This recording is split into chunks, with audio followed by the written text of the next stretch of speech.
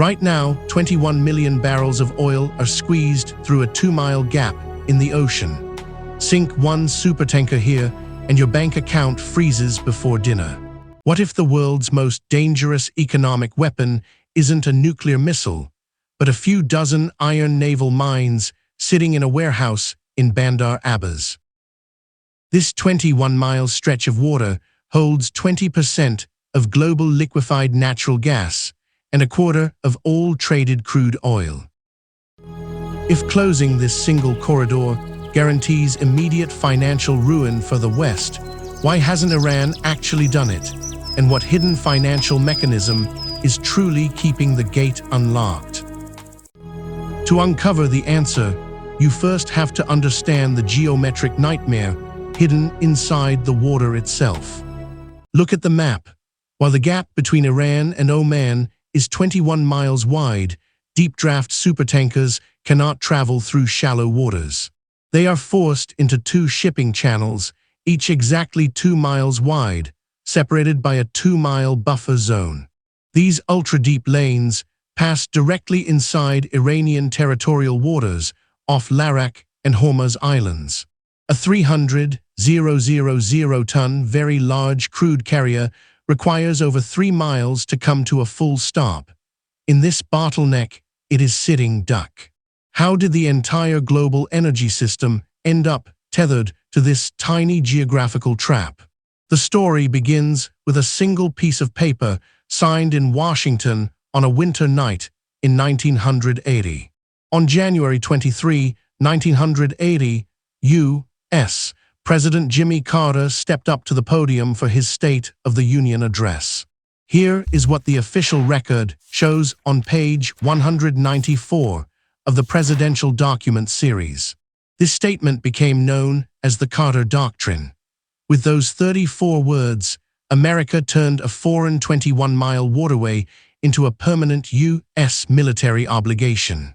Jimmy Carter assumed American deterrence would lock down the region forever. His fatal flaw was believing military dominance could overwrite geographic vulnerability. What did this guarantee actually cost?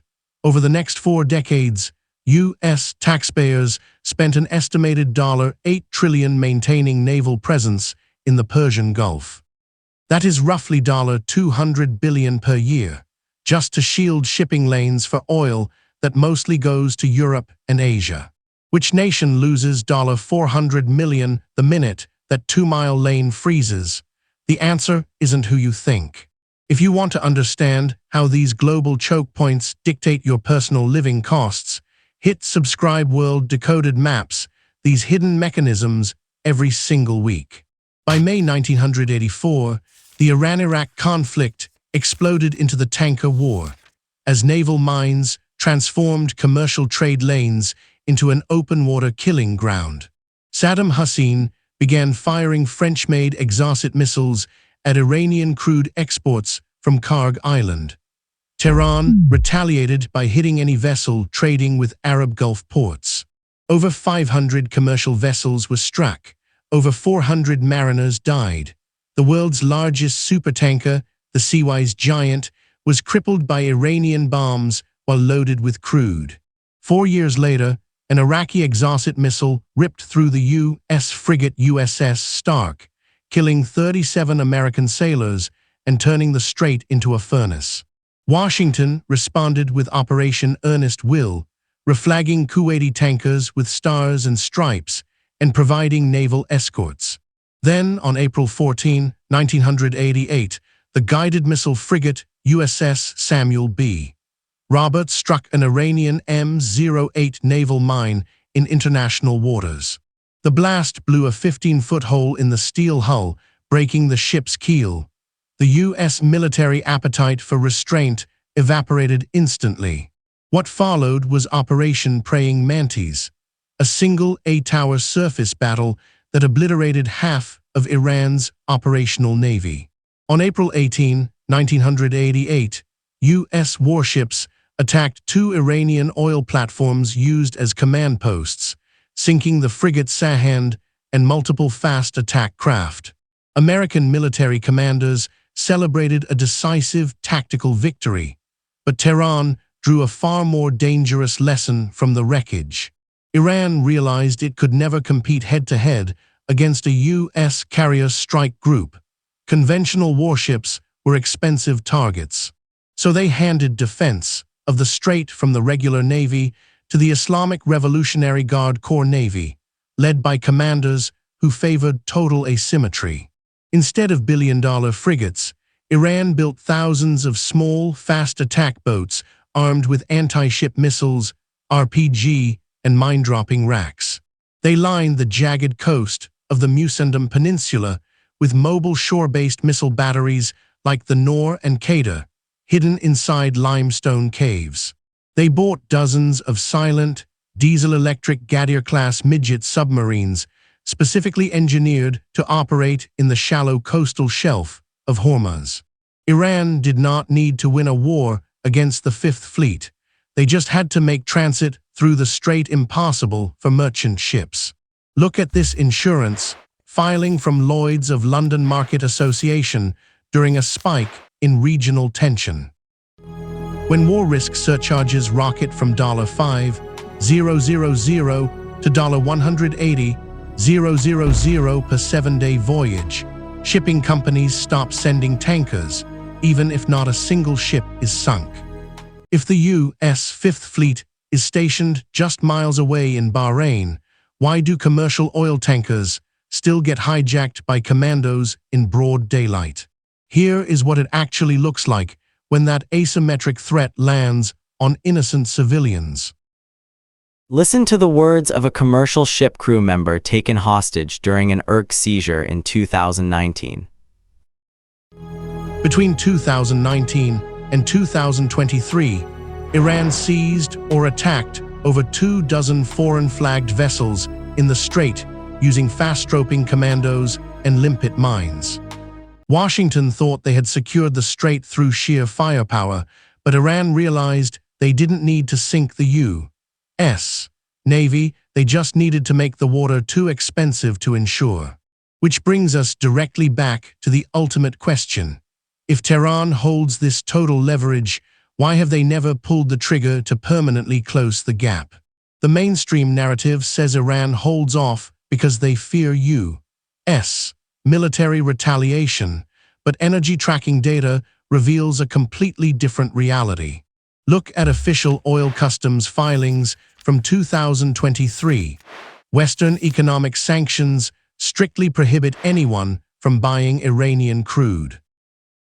Yet Iran is currently exporting over 1.5 million barrels of oil every single day. Where is all that illicit crude actually going? 90% of Iran's oil exports are bought by China. Independent refiners in Shandong province, known as teapots, depend entirely on discounted Iranian crude. China pays for this oil through dark financial channels using the yuan, bypassing American clearing banks entirely. This creates a massive strategic paradox that completely flips the geopolitical chessboard. If Tehran drops naval mines to shut down the Strait of Hormuz to punish the West, they don't bankrupt America, they cut off China's primary energy supply line and destroy their own sole financial lifeline. China imports over 10 million barrels of crude oil every day. Half of it must pass through the Strait of Hormuz. If the strait closes, China's economy grinds to a halt within 30 days. Beijing cannot allow Tehran to pull that trigger. What would actually happen to the global supply chain the moment a single sunken ship blocks that 2-mile lane?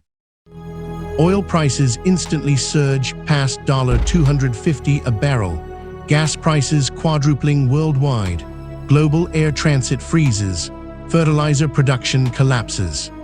Yet the physical security of this critical corridor remains anchored to a strategic illusion.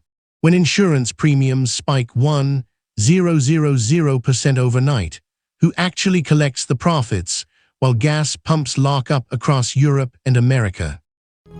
The United States continues to foot the trillion-dollar bill for U.S. Navy patrols under a 1980 doctrine, protecting trade lanes that fuel its geopolitical rivals. Iran maintains the capability to collapse the Western financial system in hours, but is held back by the economic leverage of Beijing. Remember that 2-mile gap in the water from the beginning. The Strait of Hormuz isn't kept open by American aircraft carriers or international law. It remains open because of the terrifying reality that the first nation to close it will instantly bankrupt itself. Right now, 21 million barrels of oil are squeezed through a 2-mile gap in the ocean. Sink one supertanker here and your bank account freezes before dinner. This choke point is not an isolated vulnerability. A second global choke point is already destabilizing, built on a system designed 150 years ago by a French diplomat who lost everything. If you want to understand the hidden forces shaping world trade, subscribe to World Decoded right now for next week's investigation. Next time, the weaponization of wheat. Subscribe, you do not want to miss it.